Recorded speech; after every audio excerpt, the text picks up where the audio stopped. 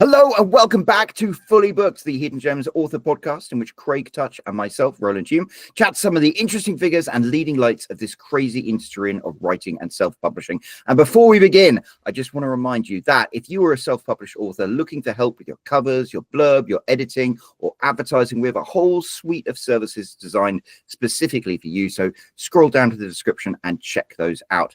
But without further ado, I want to welcome a very, very special guest today. I'm very excited to talk to this gentleman. He is Mr. Derrick M. Jackson, a former special agent for the Air Force Special Investigations and a military thriller author. Derrick, it is so cool to have you here, a real-life Jack Reacher joining us. How are you doing tonight? Hey, guys. How's it going? Thank you so much for the invitation.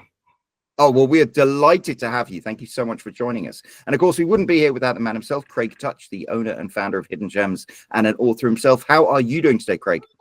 I'm doing great. Thanks for joining us, Derrick. And okay, so yeah, special agent, special forces, I don't know, Air Force, all these things. And I'm Canadian, so I don't really know. I probably know less than a lot of the other people. Why don't you tell us exactly, well, as much as you're allowed to tell us about what it is you did and then how that sort of turned into writing. And then we're going to go from there to talk about how, you know, sort of your real life investigations help shape sort of the narrative and the character development in your books and how people can use sort of their real life experiences to do that. But let's start with all of your real life stuff. Oh, thank you. Well, you know, right after high school, I probably made the best decision of my life, and I enlisted in the United States Air Force. I didn't think at 17 years old how big that decision was going to be, but it changed my life. Initially, when I went into the Air Force, I was a jet engine mechanic, and I worked on transport aircraft and eventually went on to work fighter jets, the F-15. And, you know, I did that for about 10 years. And I realized that that wasn't something that I wanted to do post Air Force career. I enjoyed it at the time, but I didn't think, you know, into my 40s and 50s that I still wanted to be working on airplanes. And I started thinking, you know, well, what's going to come next after this? And I started getting interested in federal law enforcement. And there was an opportunity for me within the Air Force with the OSI, the Office of Special Investigations. Some people, you know, categorize it as the FBI of the Air Force. Some people, well, a lot of people are familiar with the television show NCIS. It is actually the exact same thing as NCIS, just the Air Force version of it. And so I convinced myself that, hey, if you gotta take a chance, put yourself out there. And so I went over, knocked on the door, and introduced myself and said, I don't know much about what you do, but I'd like to learn because I think I may be interested. And they sat me down and gave me a really good briefing on a lot of things that I didn't know that they did. That process, you know, took about 6 months, the background investigation, the security clearance. And then I got accepted. 2 weeks later, I was at training in Georgia at the Federal Law Enforcement Training Center. At that point, there are 2 different courses you have to take. The first is the Criminal Investigator Training Program, which is ran by the Department of Homeland Security. And immediately following that is when you start the OSI Basic Investigations course, which is another couple of months. As soon as I graduated that, I began my career as a special agent.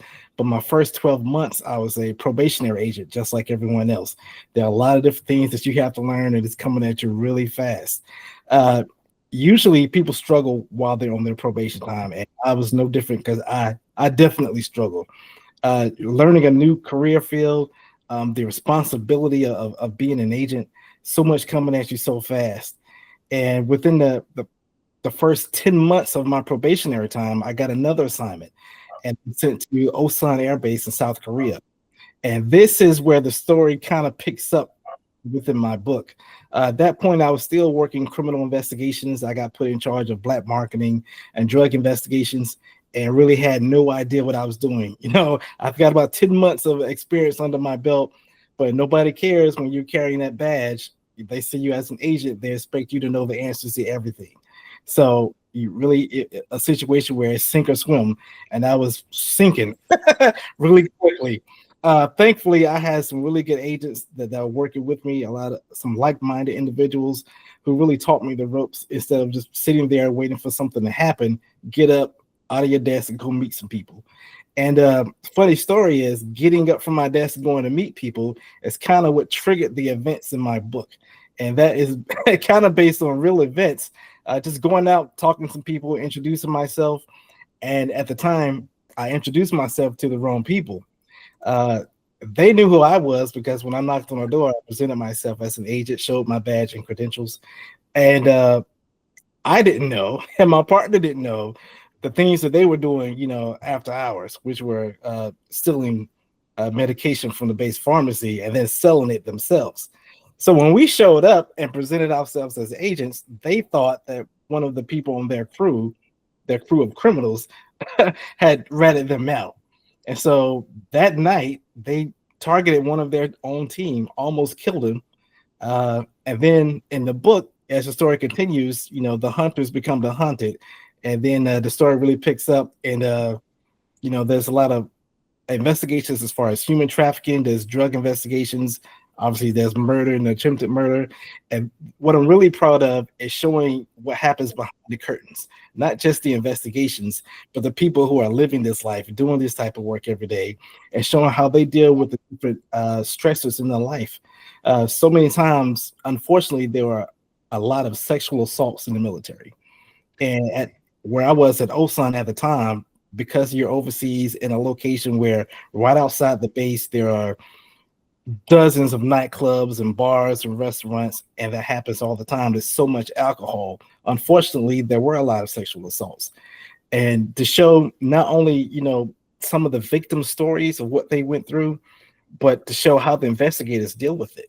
Because, you could be sitting at your desk with your coworkers, laughing about a movie that you saw on television last night. The doorbell rings, and, instantly you've got to go into investigative mode. And you're sitting across from, a young lady who just experienced the worst event of her life. And now you've got to make her relive that event to the smallest detail. And for the next 2 to 3 hours, it could be really tough on them. And if you say that as an investigator, you're not affected by it, you're absolutely lying. You're absolutely lying. Right. When that interview is over, trust me, you take it back with you. You take it back to your desk, you take it back home with you. And then the next day, the same thing. So day after day, week after week, month after month, when you're dealing with people who have gone through that type of trauma, it's only natural that it's going to affect you. And so that's one of the main things that I want to talk about in my book. Even, it's a fictional story, but it is based on true events to show how our personal lives were affected by the work and how our work was affected by our personal lives. I haven't read your book all the way through yet, but I was like grabbed by it as soon as I did. It reminded me a lot of Jack Carr, his style of writing, because people like you and Jack Carr have kind of like ruined the thriller genre because you lived the real life and you're writing about stuff that is based on your real experiences, and it has an authenticity to it that like Lee Child, who came up, Jack Reacher and stuff, they can't even touch. I mean, you read it and it's like visceral. Well, I appreciate that. One of the things that was really difficult for me is because, because of the information that's in the book, it happened while I was in the Air Force. I couldn't just write it and release it out to the public. I had to get approval from the Department of Defense to send this information out. So once I was done, I sent it to the DOD. That process took about 5 months. And I was really nervous because I didn't know if they were going to allow me to release it or if they were going to remove so much information that I was going to have to rewrite the entire book all over. But thankfully, it came back with no changes. And I was really careful as I was writing because, as you mentioned, I wanted it to be authentic, but at the same time, it's a fictional story. And I don't want to tell so much that it hurts the people that are still doing the job. I don't want to get into too much, trade craft and tactics and operating procedures, but I want it to be a good story so that the reader understands that I know what I'm talking about. I have to give just enough of that truth to bring in some fiction and make it blend. And I'm happy that about 75% of this book actually happened in some way or form. I may have tweaked it a little bit, but about 75% of it, came from real events. Yeah, I mean, you have to really learn how to walk that line, I guess, between how much you can say and how much you want to, talk about real events that you hopefully don't, hurt anybody or make them have to live. I'm sure you changed names and Right. all that stuff, right? But yeah, it's amazing, and that whole idea of having to send this off to the DOD and be like, hey, I wrote this book, and now like what do they have, a department of publication or something, where they, or is it just like it's going up the chain and various generals or whatever, and they're just like, I don't know, am I reading this? How does that work? I'm going to get the name wrong here, but there is a department for that. I think it's the Department of Defense Publication Security Review. It's something similar to that, and that's their whole job, is to review the manuscripts and the stories coming from people within the DOD and former members of the Department of Defense, just to make sure that we're not releasing classified information and any other information that they think is inappropriate. But they did a really good job of it. So they have so many people writing books after being part of the defense area of the I'm sure the whole U.S. military, right? So there's so many people writing books that they have a whole department to read these books and make sure nothing's said. Wow, right? That's amazing. Right. And I mean, it's saying that your book is pretty raw. I mean, like you don't really hold back. I mean, the thing that really got me about it was just how the weight of everything that Devin was experiencing clearly got to him, and he got like depressed and anxious and things. And I thought that came across really well. But you didn't pull any punches. I mean, you like presented what the situation was, and it's not necessarily the most flattering portrayal of the things that go on in Osan, and yet you wrote it, and that's why it came across as so authentic. I'm glad you picked up on that, and I appreciate that. One of the things that I was really determined as I was writing is, even though the main character Devin is based on events from my life, he's a fictional character, and I didn't want him to come across as a superhero. I didn't want him to be Rambo. I didn't want him to be invincible. I wanted him to be someone who gets knocked down, someone who is making mistakes, even though he's working his hardest. He's trying his best, but everything that he does seems to go the opposite of what he wants to go. And he's just a person who's got to figure out, who is it that you want to be? Because early on in the book, there's in the first chapter, he's got to make a decision. Is he going to follow his dreams and follow his career, or is he going to stay with the one person who's had his back for years, the love of his life? And that's a big, change in both of their lives. And I'm happy to say that story, that romantic story between him and his girlfriend, carries not only through this book, but through the next two books as well. So I was really careful not to present someone who is invincible, but someone who is the everyday person who just has to find a way to keep going, even though the mistakes keep piling up and the stakes get really high. He's just someone who's determined, I've got to find a way to get through this. And then he gets to that point where he's not sure if he made the right decision by picking up that badge, and he's got to find the strength later on in our story and in the coming stories to decide this is what he wants to continue doing. I really enjoyed that. I think that's something that especially like authors when they're starting out kind of miss out on. I mean, what makes a book compelling isn't if everything goes right for the hero. It's like if everything goes wrong and the hero manages to turn it around. And it is a case of like reading, and it's like it gets worse and it gets worse and it gets worse. You're like, oh my God, how is he going to get out of this? And then it sees that. So I enjoyed that. And I'm sorry, Craig, I'm kind of like monopolizing this, but no, that's great. I mean, I think that the characterization is the most important part of most books, right? And the fact that you've lived this and you're able to see it from the side of the investigator, which would be easy to just, if you hadn't lived it, right? You're focusing on the victim, the crime, the villains, but I like that you're bringing in the investigator and what they've gone through, and the fact that they also have to live through these things, and they have to push in cases where they probably don't really want to push. They have to ask questions that they know are going to make a person uncomfortable, and then they're going to feel uncomfortable, and all that side of it. I think is great that you're able to bring that in because you have the experience to draw upon. So that is cool. I like that aspect of it. I was going to ask you, so when did you decide that you wanted to write this book? I mean, how did that even happen? You did you write it while you were still in the Air Force, or? No, No, you said you wanted to become you want to go to law enforcement, and then you're writing a book about it instead. right. So, I go back to my time actually in Korea, which Yeah. this first book is based. And my coworkers and I just sitting there talking to each other, shaking our heads like no one would ever believe this crazy stuff we're working on. No one would ever believe if we could tell someone, they would never believe it. We should write a book one day. Just joking around about it. Never thought I would actually do it. So I retired from the Air Force in 2014. And again, at that time, writing a book was the furthest thing from my mind. I assumed that when I left the Air Force that I would, remain in federal law enforcement. Maybe I cross over to the FBI or Secret Service. But as I got closer to my retirement time, I kind of wanted to challenge myself to see if I could do something a little different. And so I went into corporate security, corporate investigations. Oh, interesting. Did that for a while for a pharmaceutical company for about 5 years. And as you can imagine, really good work, really good people, but the pace was a lot slower. Yeah. And I'm investigating, violations of, company policies versus counterintelligence investigations or human trafficking and stuff like that. Yeah, it took a lot of getting used to, and I found that I had a lot of downtime because in the Air Force, there's really no such thing as working an 8-hour shift when you're in the OSI agent. So now I'm working, fewer hours. I had more downtime. I decided I'm going to write this book. I don't even know why I thought about it, but I did.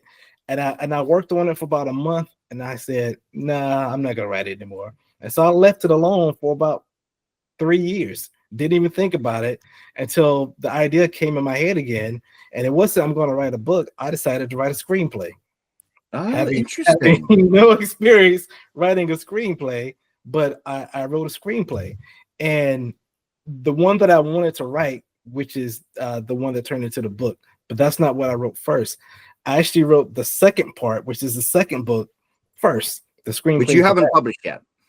I haven't published yet. No. So I wrote the second screenplay first. Then I wrote the first screenplay. And I'm like, okay, well, what do I do with this? And the advice that I kept getting was, you have a good story, but you need to get attention to your story. So you should turn your screenplay into a book. So yes, I absolutely did it backwards. So I think that's quite a good idea in some ways, because you really like a screenplay. It's all dialogue driven, really lean and stuff like that. And I think that that's really interesting given reading your book, because it's very dialogue heavy, which is good to me. It's like it reads in fast paced. Yeah, thank you. Because that screenplay actually helped me out a lot. It gave me the framework to write the book. So I can look at, the screenplay and say, okay, I definitely need more background on these characters. I need to build this up a little bit more. And so writing the first book was actually a lot easier than writing the second one, because I knew that information, because so much of it, again, 70-80% of it was actually true in some way or fashion. And so it actually helped me a lot. And then, I published the first book and I started writing on the second book. Happy to say I finished writing it last night. I haven't finished editing yet. Oh, well, congratulations. Thank you. Thank you. So I guess your background wasn't in writing or screenwriting. And so how did you go about that? Did you are you an avid reader, so you were just pick it up naturally, or is it just to read some books about it, and then what was the editing process like? Did you have people that you could send it to, and where'd you get the feedback from it and stuff when it was all the first time? That's a very good question. So when I first started writing, I just pulled upon my own experience writing investigative reports and counterintelligence reports. That way I can focus on this is what really happened, because in the law enforcement report, there's no opinion in it. It's just all facts. Right. This happened. But no one wants to read a book that's just all facts.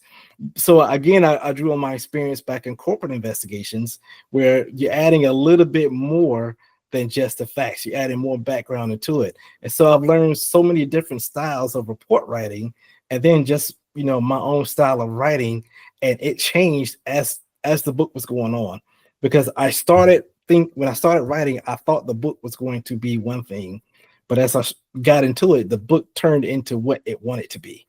And so there were scenes when I knew, okay, I need to get from A to Z, but I'm not exactly sure how to get there. What's the feel? What's the vibe? What's the temperature? And I would end up just staring at my screen for days and trying to force myself to get through it, and it just wasn't working. And what I found accidentally was that my inspiration came from music. And interesting. There isn't like a specific song that I would look for. It's just if I happen to hear a song on my phone or over the radio, that if I heard the right song, it would remind me of a scene that I needed to write. And so I would listen to that song over and over and over, and the music would write the scene for me. Is what was I feeling? What emotion was I getting from that music that allowed me to transfer that emotion into that scene? And I think that actually helped make me a better writer. That's great. I know. I mean, when I write books, I have a playlist. I like put on the music, and normally it's like movie soundtracks and stuff. Were these songs that were familiar to you from when you were in the Air Force? Is it like putting you back into that place? Initially, when I realized, wait a second, I could kind of benefit here from some music. You know, when I thought about that, I thought about some of the music of that time when I was, you know, in Korea, when I'm in the clubs and in the bars, the music that was playing, and that helped a little bit. But mainly what helped was just finding the music that would affect the emotion of the moment. So it could have been a brand new song, but if it was something that was reflecting someone that was going through a dark time, or someone who is struggling with depression, or maybe there's a love triangle here and someone's a little bit jealous, and you're listening to the right song, is really gonna, for me, it was really beneficial for me to listen to that to help express myself in the book through that music. And that makes a lot, because the thing that makes really compelling books is when they make you feel an emotion. I mean, they say distilling a story down to its bare minimum is you make somebody feel one emotion, and then something happens in the story to make them feel another emotion. And that's how you can have like a 30-second commercial that is a quote unquote story. And that's interesting, because I really like that about your book. I mean, normally when you read a lot of books by sort of first time authors and things, they don't give you that emotional feeling, and they don't get quite as like dark as that. Did you study storytelling in any way, like the formation of a story or how stories are put together or anything? Officially, no. Did I go back and pick up a few books to kind of get some clues of how other people did it? Absolutely.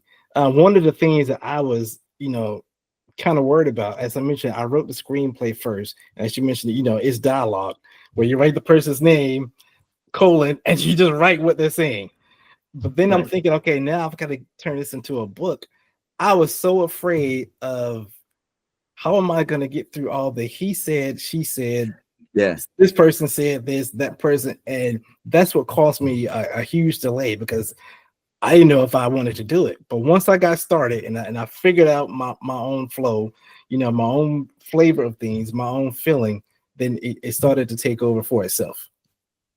I think you went the screenplay, the screenwriting route first is almost harder, I think, because you've got to tell the story with just dialogue. You can't talk about what's going on inside the character's head like you can with a book. So you have to be very, very careful about the dialogue you use and the choices you make, and try to sort of give a feeling about what the person's thinking without actually saying, you know, going off into what he's thinking at the time, or showing, you know, scenes that aren't just very specifically visual, right? And I think it's almost like a harder thing to write a screenplay. So it's amazing that you went and did that first and then went and did the book, where you can now expound on everything that you did and be like, okay, you know, he's saying this, and that's because of this thing that happened. And so that makes sense. But I think it's interesting that you went in that direction. I've tried doing some screenwriting myself after writing novels for so long, and that was what I found was the hardest part, is, you know, trying to be like, okay, now I I can't give so much direction. You're not supposed to give so much direction. The director will be annoyed, right? So you've got to be like, I've got to tell it just with dialogue and just with like a look that they give you or whatever. So yeah, it's amazing.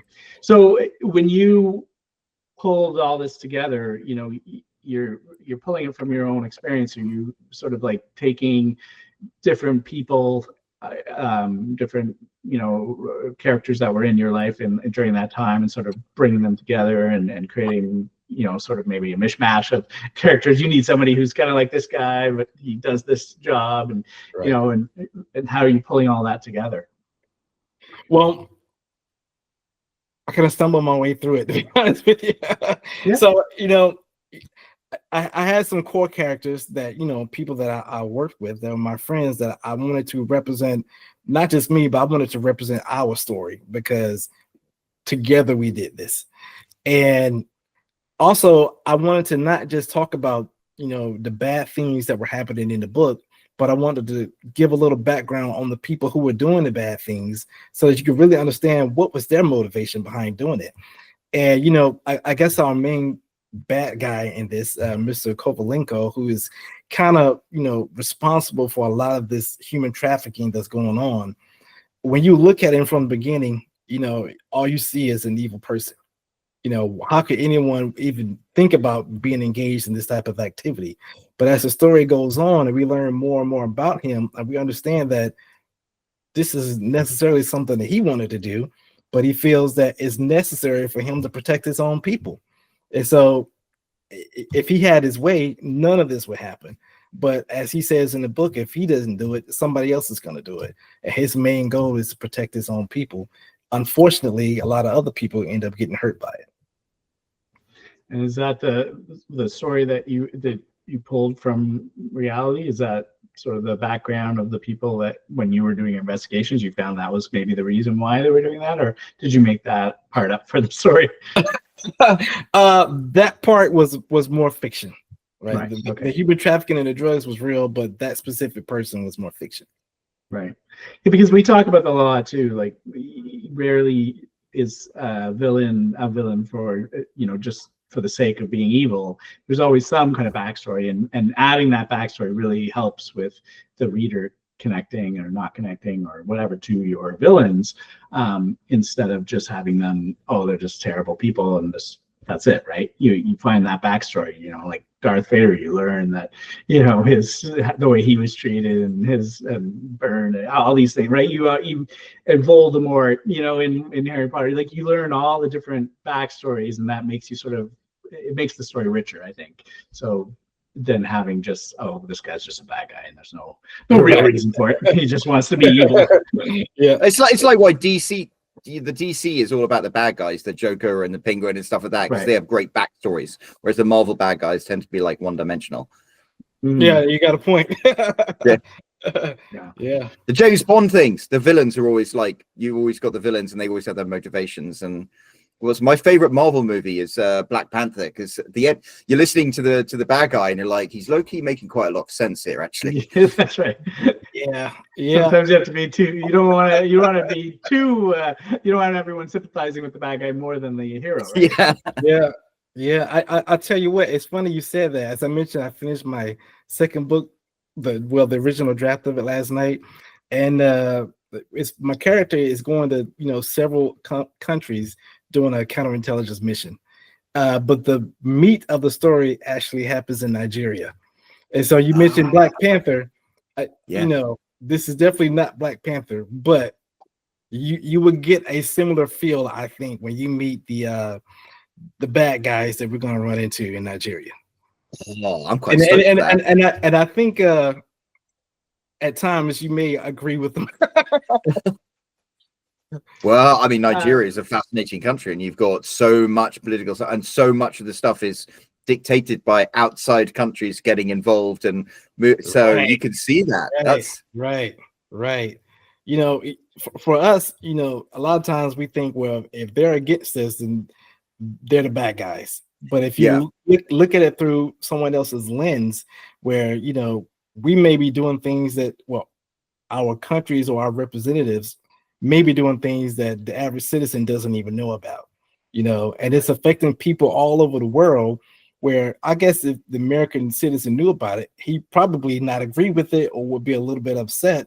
But because a lot of times we have our blinders on and we just think we are who we are, we live where we live, we're the best in the world, and nothing else can even come close to us, that we neglect other people's stories and their struggles, and there's other ways to look at the same event. And sometimes what we're doing, even though to us we may think we're helping someone, to them it's actually putting them out of work. We can flood another country with rice and grains, but then we end up putting the local farmers out of work. So that's always the hero of your own story, right? right. When you built this narrative and you're pulling from a variety of events that happen throughout your career, but you need to pull it into a cohesive storyline, right? So I imagine you're pulling in events that happened at different points of time to make it into one story. So how did you determine the story to tell to be able to sort of pull all these things together? Sure. So I guess in the first book, the main story I wanted to tell was about the human trafficking in Korea, but I didn't want to start there. To develop the character, I wanted the audience to meet him before he became an agent, to understand the sacrifices that he went through in order to get the position he wanted. And then we could talk about the sacrifices that he has to make in order to do that job. And so I kind of wanted it to end at the story in Korea. And then, because to me, that was a big chapter. But as soon as I left Korea in real life, everything for me kind of went 1,000 miles an hour. I got assigned to a special operations command, doing counterintelligence, traveling prior to those missions, doing intelligence collections, bringing that information back, sharing it with the commanders, and depending on the location and the level of threat, we could go with them during those missions to do real-time counterintelligence activities. And so I wanted to separate those because I wanted the second book to kind of focus on that, and the first book to be mainly, this is who the person is, this is what he went through to become an agent, and these were the first few tests that he had to go through. And end it there, and then pick up the second part while he's doing counterintelligence all over the world. And that sounds great. It sounds like you've got a great idea for a series. Well, that's what I was going to say. So you built this with sort of the series in mind. It wasn't just I'm going to write this one story, and then I think that happens a lot. Somebody writes one story, just see how it goes, and then it does well, and then okay, now they got to shoehorn it into a series. But when you think about it ahead of time, you can lay that groundwork so that throughout, because you can never, when you write a book, the editing process allows you to go back and add in foreshadowing, or you think of something halfway through, you need to set it up so you can go back and you can make those edits, right? But when you're writing a series, you can write that first book, but then once you release it, you can't go back and add in things that you didn't think of, right. When you're writing that second book, right? Absolutely. That's why I wanted to spend so much time on the first book, just developing that character. This is who he was. This is where he came from. He was a mechanic, and we talk about him working on planes and running the engines on the C-5s, and the people that he knew prior to becoming an agent. Because, like you said, once you write the first one, you can't really go back and do it over again. So I wanted to make sure that he had a really solid foundation before we got started with the fast-paced investigations. And so, what do you have a plan in mind for this series? You mentioned 3 books. And is that are you going to do a trilogy, or is it going to continue? Well, right now there's a plan just for the trilogy. I do have some ideas about something that could come after that, but right now I'm just really focusing on getting the second and the third book out. And if something comes after that, we'll see. Yeah. Because I love the Jack Reacher books, but there are 25 of them, and right now it's like, wow, this guy has a very exciting life. He can't go down to the supermarket without someone getting kidnapped or shooting at him or something. Right. How has the reception been amongst the people that you worked with? Did they like what you've done with it? Was anyone sort of bitter about, hey, we all had this discussion that we should write a book? Why'd you go and do it? Now I tell you, I was really, really nervous about that. Really nervous about it. And so my best friend in the book is one of my best friends in real life. He's a character in the book, and he was probably one of the first people to read it, and he knew about it. But I was really intent on what he would think about not only the story but his character, and he absolutely loved it. But I was really worried when the book came out, what would other OSI agents think about it, especially the ones that worked along with me. I wanted to make sure that I wasn't just telling my story, but I was making all of them, look really good in the story. I wanted to tell all of our stories, not just mine. And so the feedback that I've gotten, I was so nervous, but I've gotten phone calls and text messages from people that I knew were agents, and they told me they absolutely loved it. And a few of them have asked if they could be characters in the next book. So, so far the feedback has been great. That's awesome. Was everyone able to sort of recognize themselves? I imagine you would have changed names, right? But are they like, was anyone like, wait, it's like, that's not me? In the first book, the people who are referencing the book, they knew about it beforehand. But I had some people call up and say, hey, is that who I think this is? Well, yeah, that's him. That's him. That's funny. So, okay, so you mentioned this first book is a lot of it is based on your real life experiences. Is the second book the same? And are the third book the same? I mean, these.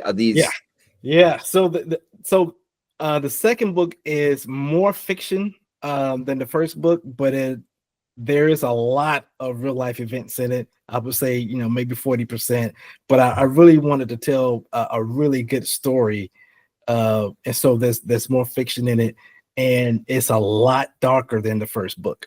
Yeah. As a matter of fact, when I finished it, when I wrote the final scene for it, I couldn't go back and read it for a couple of days because it was pretty dark, especially when when the character is not me, but it's based off of me. So putting that character through certain things, and I have to learn how to write it so that the character doesn't necessarily do the things that I would do, doesn't necessarily say the things that I would say, because at this point there's really a separation, between who he was when he first joined OSI and who he is at this point. Now he's been an agent for about 3 years, and he's been through so many traumatic events that it has had a really negative effect on him by the time we get to the end of the second book, and he is at a crossroads, and it is pretty dark.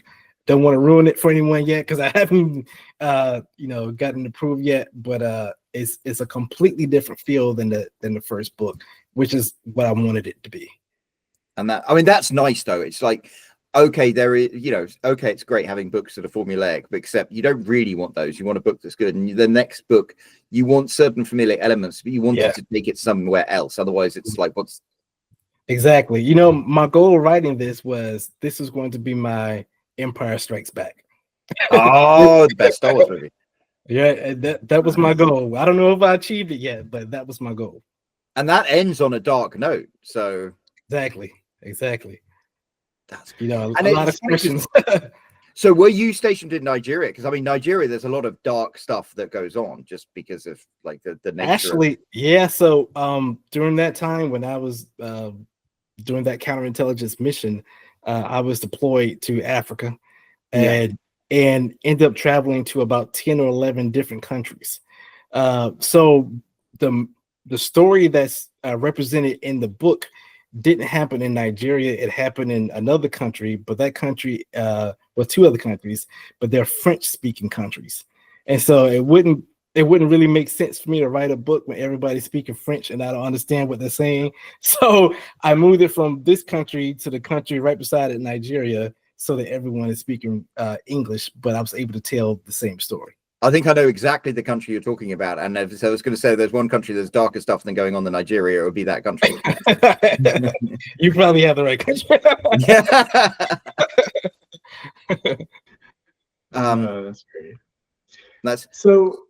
And if you have some advice about, for other authors that are sort of thinking about writing about their experiences, I mean, whatever they're doing, right? I mean, it's the ability to pull from your own life. I mean, you always talk about write what you know, right? But this is something almost different, where it's like you're writing just like almost not really autobiographical, but it's in a way you're pulling a lot more. It's not just about like, oh, I'm going to write about this one thing because I have some experience with it. You're writing about your life and the lives of others that you knew. And so where, what are the sort of the pitfalls on that, and what are the, the things that you should do or shouldn't do? Yeah, I would say before you start writing, especially if a character is based on you, or if it is you, or based off events from your life, understand what you want the audience to get from your character.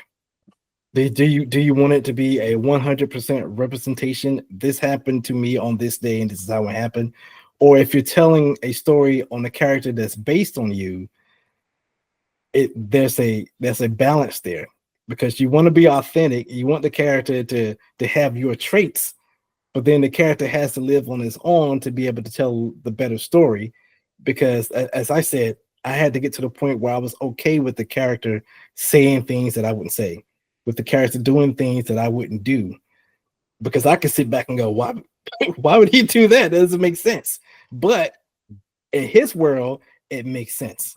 And so understanding how you want to represent yourself, how you want the character, the audience, the readers to view you as the author, not just the character, especially when that character is so much has so much similarity to you as the writer. So would you say the character gets darker than you are in real life? Much darker. Yeah. Much darker. Yeah. I think if you're doing that about yourself, it's maybe easier than if you're doing it about other people, right? Because they might wonder why you made them into such a dark character. Right. Is that how you see me? Right. As I said, one of my best friends is a character in the book, and I purposely have to write things so that my character looks weaker at times, because it's easier to write yourself as, the strong guy who makes all the right decisions, who does everything the right way the first time. But that's not the character I want to present.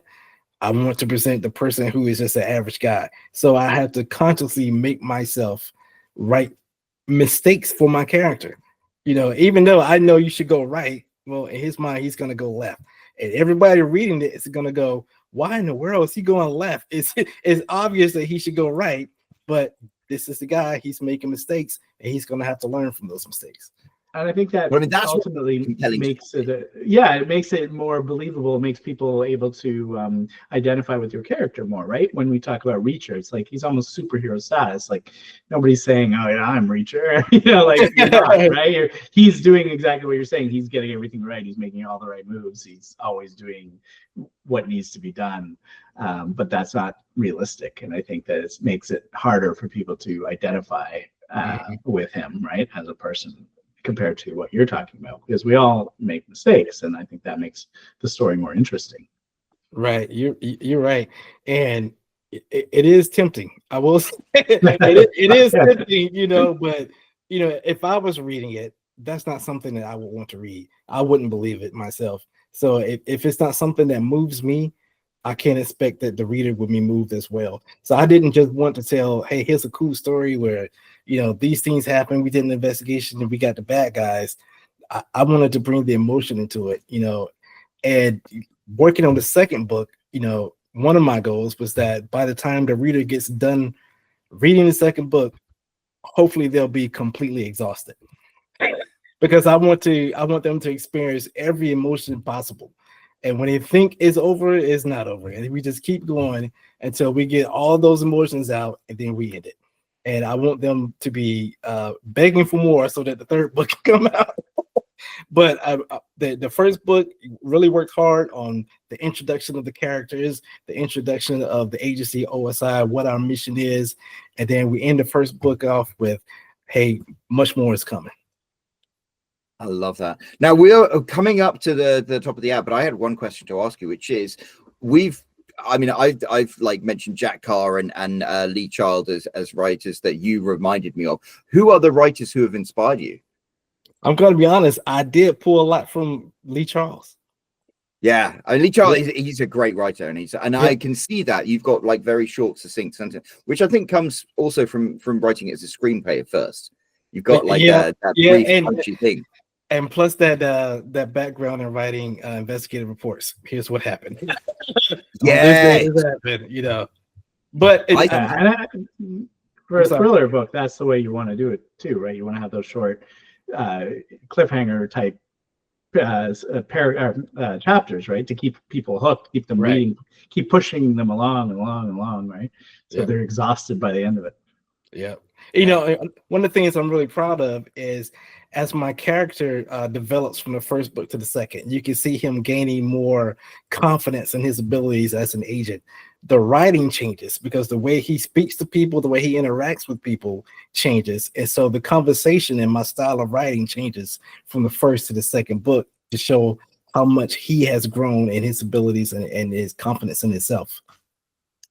That's very rewarding to read, though, because like I love the James Bond books, and his author was a journalist. But one of the problems is people are like, okay, he's the same character in the last book as he in the first book. Yeah, and it's kind of nice to see some progression as a character. Yeah, this guy, because of what happens in the first book, he is definitely not the same person that you read about in the second book. By the time we get to the second book, and you'll understand why he's a certain way. But he's trying his best, and he's still on a journey to become who he's supposed to be. But the journey is tough, and he's just got to find a way not only to complete the mission, but just complete the journey. Stay alive, get home. So we're approaching the top of the hour. Before we wrap things up, Craig, do you have any final questions for Derrick? No, I think this has been really fascinating talk about how to turn real events in your life into a story and make sure you're doing everybody in your life justice. Those things you have to weigh, right? And that's a unique issue, right? When you're writing fiction, you don't have to worry about what you say about a character or who that character ends up being, because you're not going to offend anybody. But I think in real life, you want to, we all live in the real world, and you want to make sure you're not making enemies of friends, and you got to make sure you're not spilling state secrets. So it's really fascinating to hear sort of that perspective, which we don't hear as much. So thank you for coming on and sharing. So Derrick, where can people find Shadow One and find out more about you? So the book is online. You can get it on Amazon, Books A Million. It's online at Walmart. The book came out in November, but we just published the audiobook about 3 or 4 weeks ago. I'm really proud of the narrator. She did an excellent job of becoming the voice of Shadow One. And if you want to learn a little bit more about me, my author bio is also available on Amazon. Well, that's fantastic. We will pop a link to that down below in the description. So, well, it has been a really fascinating conversation. Thank you so much for joining us, Derrick. And if you are listening and you've enjoyed everything that Derrick has had to say, which I cannot see how you could not, scroll down to that description, find out more about him by clicking the link, find out more about Shadow One. And while you're there, you will scroll past that big empty comment section. So why don't you do us all a favor, leave Derrick a comment and let him know how much you appreciated everything he has shared with us today. And while you're down there, you might as well also hit that subscribe button if you haven't already. There is a like button. Give that a smash. And, of course, a bell icon. You can tap on that, and you will hear back from us every time there is a new episode of Fully Booked. And, of course, there will be a brand new episode of Fully Booked next week. So until then, cheerio.